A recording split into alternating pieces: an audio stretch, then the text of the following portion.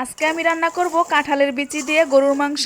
আসসালামু আলাইকুম বন্ধুরা, কেমন আছো সবাই? আশা করি অনেক ভালো আছো। আলহামদুলিল্লাহ, আমিও ভালো আছি। সামান্য কিছু উপকরণ দিয়ে আজকে খুব মজাদার একটি তরকারি রান্না করব, গরুর মাংস আর হচ্ছে কাঁঠালের বিচি। খুবই মজাদার এই রেসিপিটা। আর এই তো পুরো ভিডিওটি দেখো বন্ধুরা, কাঁঠালের বিচি দিয়ে সহজভাবে কিভাবে গরুর মাংস রান্না করা যায়। প্রথমে আমি কিছুটা কাঁঠালের বিচি নিয়ে নিলাম, এই তো দেখো। এখন আমি কাঁঠালের বিচিটা উপরে যে সাদা অংশটা আছে এটা ফেলে দিয়ে কিছুক্ষণের জন্য ভিজিয়ে রেখে দিব। আর এই তো গরুর মাংস নিয়ে নিলাম। আর অবশ্যই এই কাঁঠালের বিচিটা কুসুম গরম পানি দিয়ে ভিজিয়ে রাখা লাগবে, নয়তো এই লাল অংশটা উঠতে চাইবে না। তাই আমি কুসুম গরম পানি দিয়ে এই তো রেখে দিলাম ছুরির সাহায্যে। পরে আমি এই লাল অংশটা উঠিয়ে ফেলবো। এখন আমি গরুর মাংসটাকে ছোট ছোট পিস করে কেটে নিব।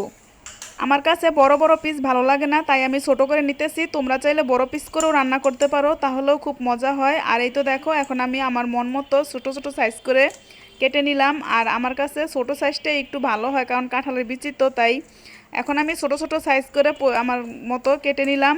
আর এই তো দেখো, আজকে আমি কাঁঠালের বিচিটা কিন্তু আস্ত দিব, মাঝখান দিয়ে কেটে দিব না, কারণ যেহেতু গরুর মাংস দিয়ে রান্না করব, তাই কাঁঠালের বিচিটা আমি আস্ত আস্ত দিব।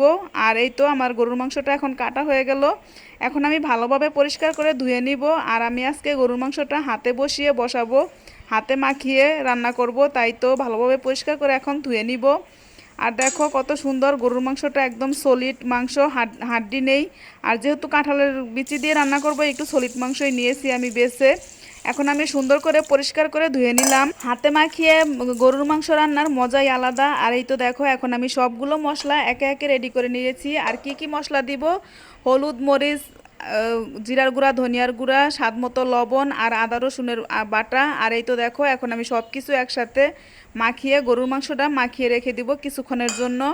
আর ততক্ষণে আমি কাঁঠালের বিচিটাকে পরিষ্কার করে নিব। আর এইভাবে কিন্তু আগে থাকতে একটু মাখিয়ে রেখে দিলে গরুর মাংসটা খুব তাড়াতাড়ি সিদ্ধ হয়ে যায়। আর এই তো এখন আমি গরুর মাংসটা মাখিয়ে এক সাইড করে রেখে দিয়ে এখন আমি কাঁঠালের বিচি পরিষ্কার করার জন্য লেগে পড়লাম।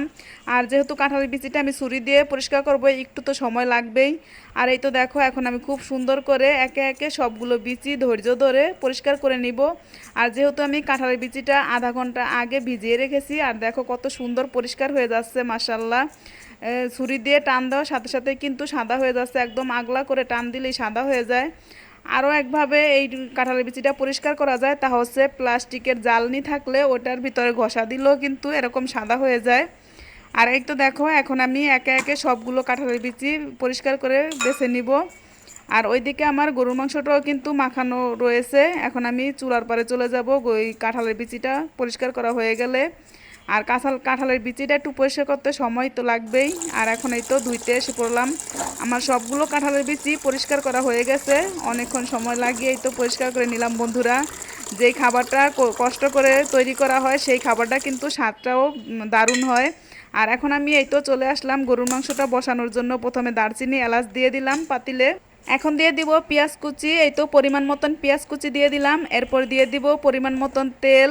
আর এই তো সব কিছু এখন একে একে দিয়ে দিয়ে দিলাম পাতিলে। এখন আমি পেঁয়াজটাকে ভেজে নিব হালকা করে। আর পেঁয়াজটা একটু হালকা করে ভেজেই সবসময় আমি গরুর মাংসটা রান্না করি, তাহলে কিন্তু তরকারির স্বাদ দ্বিগুণ হয়ে যায় বন্ধুরা। তোমরা একদিন বাসায় ট্রাই করে দেখতে পারো, এইভাবে গরুর মাংস রান্না করলে কিন্তু খুব মজা হয়। এই তো এখন আমি গরুর মাংসটা মেখে রেখে দিয়েছিলাম, সেই মাংসটা এখন দিয়ে দিলাম। এখন ভালোভাবে নেড়েচেড়ে কিছুক্ষণের জন্য ঢাকনা দিয়ে রেখে দিব। আর চুলার আঁচটা একদম লো হিটে রাখবো, কারণ গরুর মাংস থেকে পানিটা বের হবে। এখন আমি আলাদা কোনো পানি দিব না, এই গরুর মাংস থেকে যে পানিটা বের হবে ওটা দিয়ে আমি কষিয়ে নিব, তারপরে ঝোল দিব। এই তো এখন আমাদের গরুর মাংসটা উঠিয়ে দেখব, মাশাল্লাহ খুব সুন্দর একটি কালার আসছে। আর এই তো এখনও সিদ্ধ হয়নি, শুধুমাত্র কষানো হয়েছে, আরও একবার কষাবো। এই তো দেখো কত সুন্দর কষানো হয়ে গেছে মাশাল্লাহ। এখন আমি দিয়ে দিব ধুয়ে পরিষ্কার করে রাখা সেই কাঁঠালের বিচিগুলো। আর আস্তে আস্তে এই বিচিগুলো আজকে দিয়ে দিলাম, কারণ গরুর মাংস দিয়ে রান্না করলে এইভাবেই বিচিটা আস্ত দেওয়া লাগে। মাঝখান দিয়ে কেটে দিলে কিন্তু একদম গলে যাবে, তাই আমি আস্তে আস্তেই দিয়ে দিলাম। আর এইভাবে দিলেই বেশি মজা হয় বন্ধুরা। এখন আমি এই তো আমার কাঁঠালের বিচিটাও কষানো হয়ে গেছে, এখন আমি ঝোল দিয়ে দিব, ঝোলের জন্য পানি।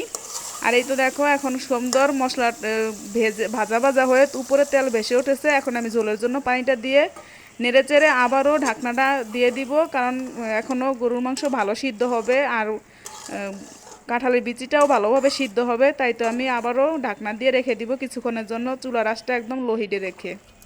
এখন এই তো আমাদের কাঁঠালের বিচির তরকারিটা বন্ধুরা খুব সুন্দরভাবে হয়ে গেছে, সিদ্ধ হয়ে গেছে। এখন নামিয়ে ফেলবো। আর এই তো তোমাদেরকে দেখিয়ে দিচ্ছি একটা কাঁঠালের বিচি, দেখো কত সুন্দর নরম হয়ে গেছে। আর একটা কাঁঠালের বিচিও কিন্তু ভাঙেনি, খুব সুন্দর সফট আছে। আর এইদিকে একটাও ভাঙেনি। আর মাংসটা এখন সিদ্ধ হয়ে গেছে, এখন একটু জিরার গুঁড়ি দিয়ে নামিয়ে ফেলবো। আর এইভাবে রান্না শেষে কিন্তু জিরার গুঁড়ি ছিটিয়ে দিলে খুবই মজা হয়, তরকারির স্বাদ দ্বিগুণ হয়ে যায় বন্ধুরা। আর এই তো তোমাদের সাথে গল্প করতে করতে আমাদের রান্নাটা হয়ে গেছে। আর আজকে কি কি রান্না করছি তোমাদেরকে দেখাবো। এই তো দেখো গরুর মাংস কাঁঠালের বিচি দিয়ে রান্না করছি, মাশাল্লাহ খুব সুন্দর একটি কালার আসছে। আর এই তো দেখো সবজি রান্না করেছি, পাঁচমিশালি সবজি, সব কিছু দিয়ে, সব সবজি দিয়ে। আর এইদিকে আছে লাউ চিংড়ি। আজকে কেমন হয়েছে আমাদের এই দুপুরের খাবারগুলো সবাই কমেন্টে বলবে। ধন্যবাদ সবাইকে ভিডিওটি দেখার জন্য। আল্লাহ হাফেজ।